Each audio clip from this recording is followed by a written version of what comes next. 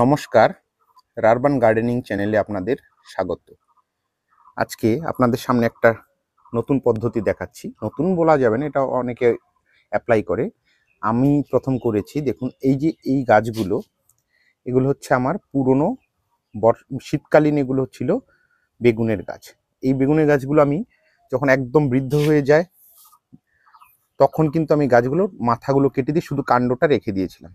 এবং কাণ্ডটা রেখে দেওয়ার পরে এখান থেকে আবার নতুন করে দেখুন ডাল এসেছে, এবং এখান থেকে কিন্তু সুন্দরভাবে দেখুন এখানে বেগুন সেট হওয়া শুরু হয়েছে। দেখুন এই যে এখানেও নিচে ওই যে বেগুন সেট হচ্ছে। আরো অনেকগুলো গাছ আছে, সবগুলো গাছেই দেখুন প্রত্যেকটা গাছের কিন্তু মাথাগুলো কেটে দিয়েছিলাম। এই দেখুন সবগুলো গাছের ফুল এখানে আসা শুরু হয়েছে। এখনো পর্যন্ত আমি কিন্তু এক্সট্রাভাবে কোনো এখানে ফার্টিলাইজার ইউজ করিনি বা জৈব সারও ইউজ করিনি।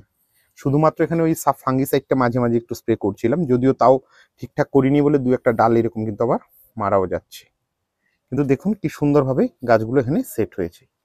প্রত্যেকটা গাছ দেখুন এখানে সেট হয়েছে।